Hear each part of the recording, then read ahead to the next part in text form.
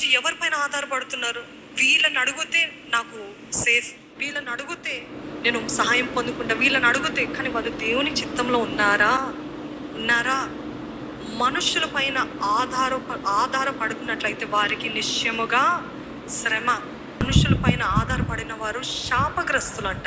ఈరోజు మన జీవితంలో చాలా మందికి శాపము రావటానికి కారణం ఏంటో తెలుసా అండి? అన్నిటికీ మనుషుల పైన ఆధారపడుతున్నాం. డబ్బులు కావాలా మనుషులు, సహాయం కావాలా మనుషులు, అన్నిటికీ మనుషులు.